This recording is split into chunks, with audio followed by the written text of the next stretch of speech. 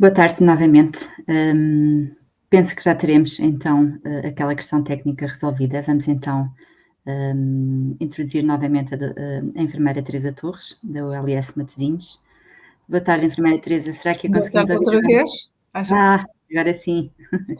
nada como entrar em grande. Peço desculpa, mas Não faz mal nenhum, problemas acontece. técnicos em direto são sempre assim. Mas Exatamente, é mais que normal. Faça favor, pode então começar a sua apresentação. começo por agradecer por estar mais um ano convosco e fazer parte do painel deste congresso, e venho falar de um projeto que me é muito caro, no qual, o qual começou há alguns anos e que começou de uma maneira muito engraçada, que eu acho que a maior parte das pessoas não tem essa noção, que foi numa conversa de café de 3 pessoas relacionadas com esclerose múltipla. E estávamos a falar na altura em que nós tínhamos várias plataformas digitais, tínhamos atingido o auge a nível digital de tudo que haveria para a esclerose múltipla, e eu lembro-me de estar sentada com essas pessoas e dizer: neste momento eu preciso de voltar à base e voltar a trabalhar com o papel e com informação simples e clara, para que eu tenha um reforço daquilo que transmito na minha consulta. E foi aí que surgiu, com a aceitação da Roche desta ideia, que surgiu então o projeto dos guias sobre viver melhor. Não vou falar sobre esclerose múltipla, mas o facto de ser uma doença tão imprevisível, naturalmente obriga-nos, a nós profissionais que trabalhamos com pessoas que são portadoras desta doença, para estarmos sempre preparadas para as capacitar e para as ajudar a adaptarem-se às alterações que vão surgindo ao longo do tempo. E isso é fundamental para promovermos uma qualidade de vida, tanto para a pessoa como para os cuidadores. Naturalmente, todos nós sabemos que a adoção de hábitos de vida saudáveis, a utilização de estratégias adequadas na autogestão da sua doença, tudo isto vai contribuir para que as pessoas melhorem a qualidade de vida, que se sintam bem, consigam ser produtivos, e também que há verdadeiramente um impacto positivo na progressão da própria doença. Isto é uma pequena introdução. Naturalmente que nós fomos buscar alguns dados que existiam de algumas organizações que nos falavam da necessidade de ajudarmos as pessoas com doenças crónicas a adaptarem-se à sua condição, e daí tentarmos promover a melhor aceitação, capacitação, para que consigam gerir melhor a sua vida, o seu dia-a-dia. E daí, então, surge este projeto com o principal objetivo de promover e desenvolver guias para, aqui diz doentes, peço imensa desculpa, mas nós temos uma coisa que é: eu trato todas as pessoas que cuido pelo primeiro nome, mas também trato outras patologias em que são doentes. Por isso, desculpem se, sem querer, aparecer aqui, e vai aparecer, porque eu já vi que carreguei a apresentação errada, vai aparecer em alguns sítios doentes, mas serão as pessoas portadoras de uma doença e não os doentes propriamente dito, e os cuidadores que a eles estão relacionados. Os específicos: promover a literacia em saúde e capacitar a pessoa e os cuidadores na autogestão da doença, e também assegurar que haja uma informação atualizada, fidedigna, para essas pessoas e para os seus cuidadores. Nós sabemos que hoje em dia existem imensas fontes de informação, nem todas elas credíveis e fidedignas, o que leva muitas vezes à toma de más decisões ou de adoção de comportamentos não tão adequados por parte das pessoas portadoras de doenças crónicas. Quem somos, afinal? Depois de tudo isto e de refletirmos sobre isto, com a ajuda da Roche, juntamos um grupo de enfermeiros representativo da nossa realidade, de norte a sul, e que todas nós temos experiência, quer na prestação de cuidados a pessoas com esclerose, quer formação específica em esclerose múltipla. E decidimos fazer um estudo de opinião descritivo, observacional e transversal. O que é que nós fizemos então?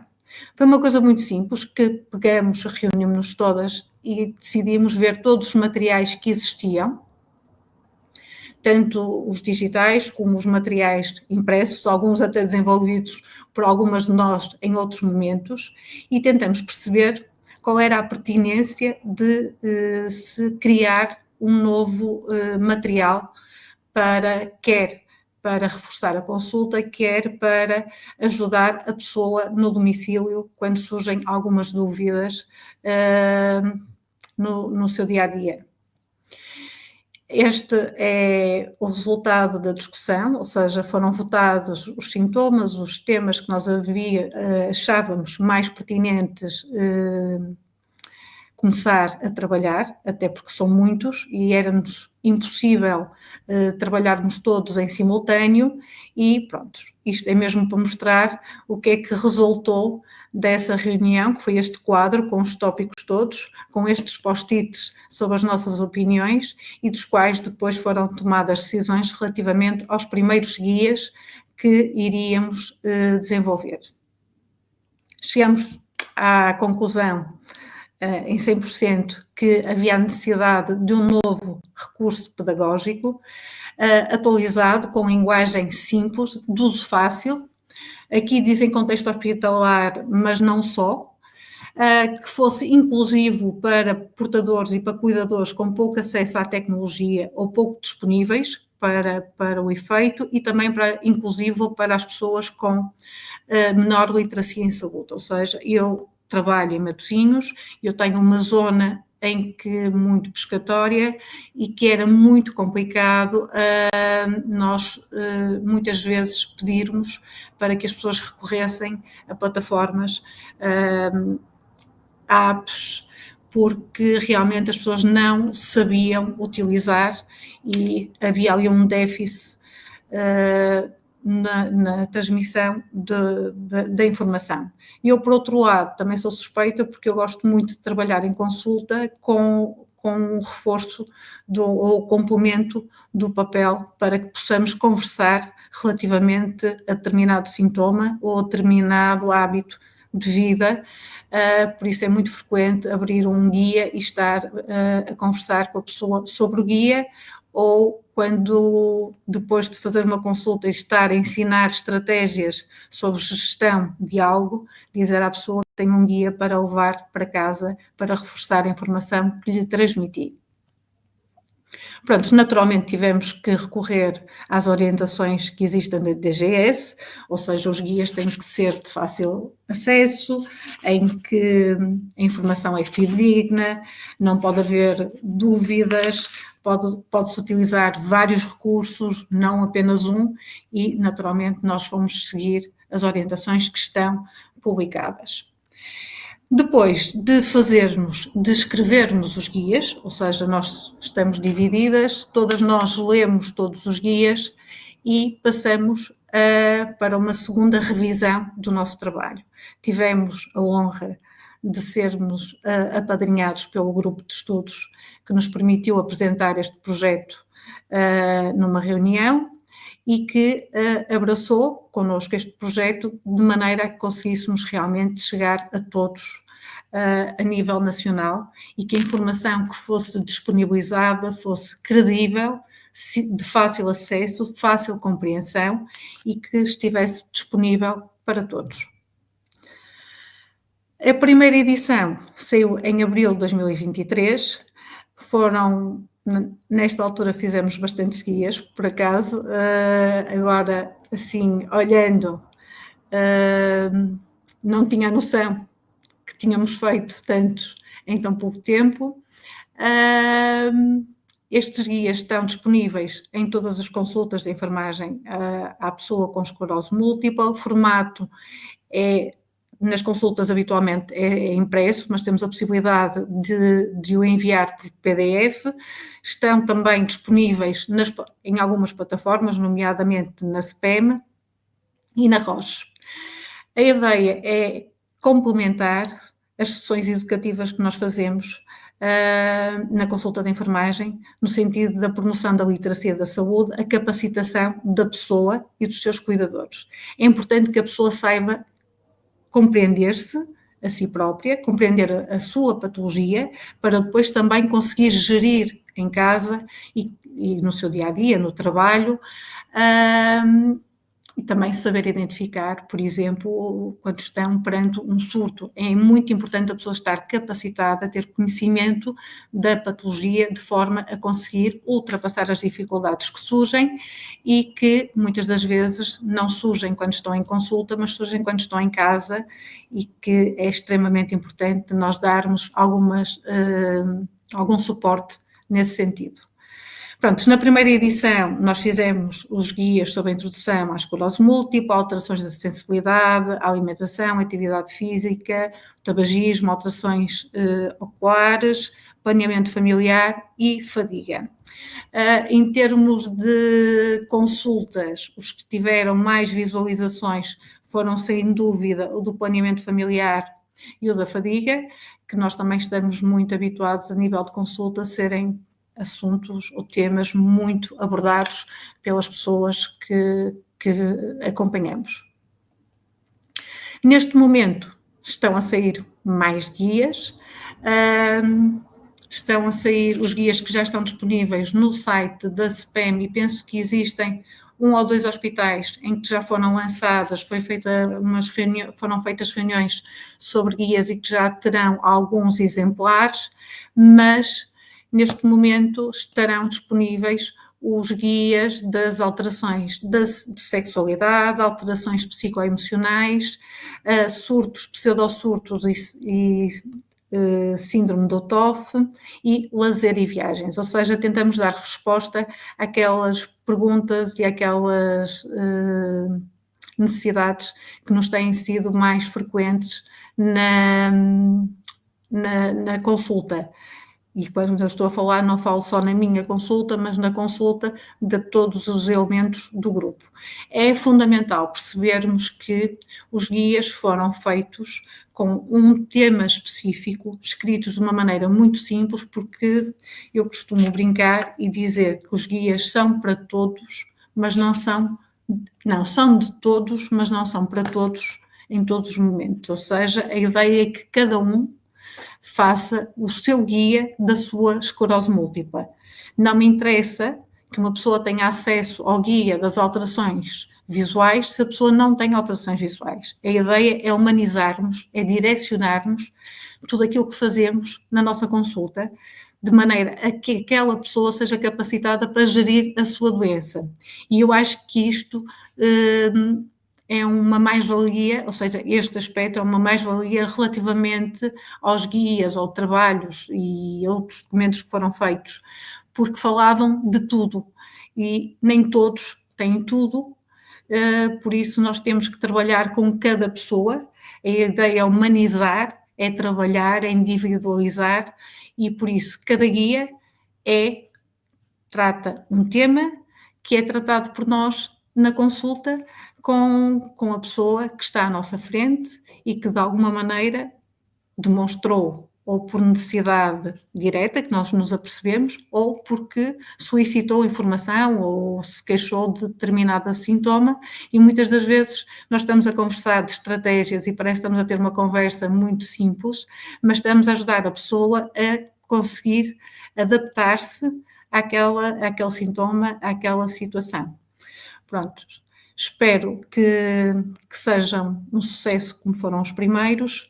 Nós temos muito gosto neste trabalho e esperamos realmente contribuir para a melhoria da qualidade de vida de cada um de vós. Estou à disposição para alguma questão. Obrigada, enfermeira Teresa. Portanto, como estava a dizer, só para recapitular aqui, como é que as pessoas poderão ter acesso? Quando falamos em pessoas, portanto, são pessoas com esclerose múltipla, mas também cuidadores, não é? Porque estes guias também são Certo. destinado a cuidadores, para compreenderem melhor a doença, certo? Para cuidadores, eu costumo dizer que muitas vezes até para os conviventes e familiares. Exato, As não só pessoas têm cuidadores. muita dificuldade em compreender algumas coisas, nomeadamente a fadiga, e eu já, nas sessões que faço para portadores, para as pessoas, eu faço questão que as pessoas levem com eles as pessoas de relação, porque eu acho que é muito importante. Existem ainda bastantes estigmas, existe ainda muito desconhecimento da doença e muitas das vezes é muito difícil compreender algumas das queixas que as pessoas têm, porque não são visíveis. E então eu acho que é importantíssimo para os familiares, para as pessoas de relação, consultarem para conseguirem perceber um bocadinho melhor e, naturalmente, eu recebo muitos familiares, muitas vezes são solicitados por parte das pessoas que venha o filho, o marido, seja quem for, o namorado, para que eu lhes possa explicar aquilo que eles não conseguem entender porque não conseguem ver. Claro, exatamente.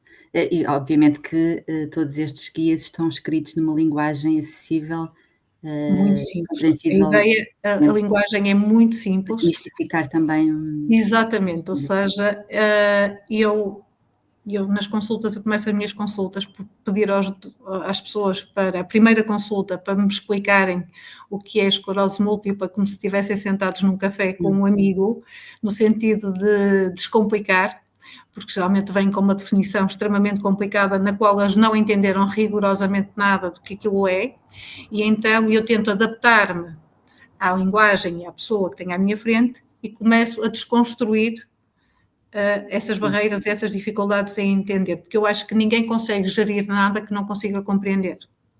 Por isso, está aí a chave do sucesso, é mesmo esse, é nós conseguirmos dizer coisas importantes com linguagem acessível, que de uma maneira muito simples, que parece ser muito fácil adaptar ao dia a dia da pessoa, porque tudo o que for difícil, ou seja, isto é uma componente da vida da pessoa, não pode condicionar a pessoa.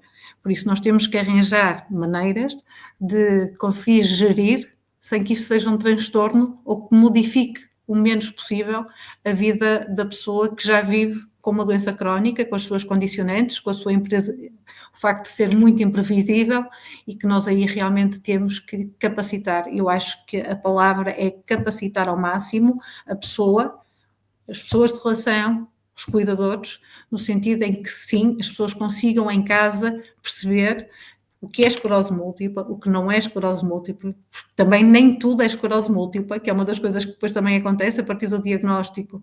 Nos primeiros anos, tudo que acontece à pessoa é esclerose múltipla. ligada. Exato. Por isso é importante também que as pessoas percebam o que é, o que é que pode acontecer e como é que podem fazer a distinção entre se é, se não é.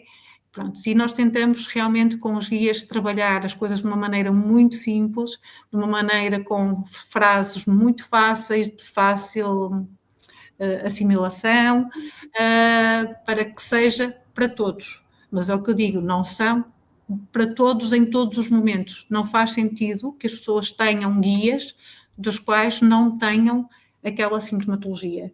A esclerose múltipla é individual, cada um tem a sua esclerose e nós adaptamos, por isso é que eu também acho que é fundamental as pessoas não só descarregarem o guia por descarregarem, muitas das vezes perceberem, mesmo com os profissionais que os acompanham, se serão adequados. Naturalmente que os hábitos de vida saudáveis são para toda a gente, certo? Quando começamos a entrar em sintomas específicos, aí é que já não são para toda a gente, porque nem toda a gente tem aqueles sintomas. E muitas vezes o que é que acontece? Estamos a complicar, se a pessoa começa a achar que pode ter, que pode vir a ter, começa a somatizar, e nós não queremos nada disso. Nós queremos é que a pessoa viva bem, não queremos criar mais... Simplificar ao máximo. Exatamente. Exatamente. Só para recapitular mais uma vez, portanto, a enfermeira disse que tinha sido uma primeira edição com guias determinados temas, portanto agora esta segunda edição tem novos temas, pode só dizer novamente quais são os temas? São as alterações da sexualidade, as psicoemocionais, surtos, pseudosurtos e sinal do TOF, e lazer e viagens. Nós tínhamos o lazer e viagens, veio assim um bocadinho fora, mas era uma das coisas que havia muitas perguntas, o que é que acontecia, o que é que poderiam levar, o que é que deviam fazer, se podiam viajar, e então nós achamos interessante nesta edição acrescentarmos também faz todo o sentido. A parte do lazer e viagens para que as pessoas possam planear a sua vida de uma forma normal.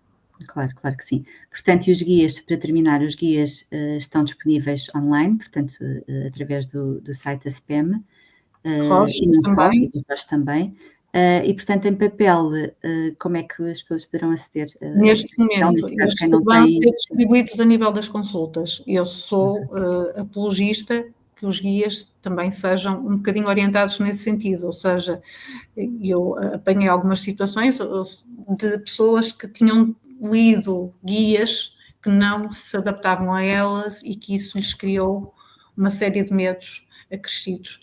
Por isso, os guias vão ser distribuídos nas consultas. Eu tenho guias da minha consulta, ainda não tenho os novos, espero tê-los brevemente, e sempre que trabalhar determinado assunto com aquela pessoa, naturalmente irei fornecer o guia correspondente. Ok, certíssimo. Enfermeira Teresa, foi muito útil esta sua apresentação, agradeço imenso a sua colaboração. Eu é que agradeço e peço desculpa ao início. Sem qualquer problema, acontece a todos nós, não há problema nenhum. Muito obrigada mais uma vez. Obrigada. Boa tarde para si. Deus, boa tarde.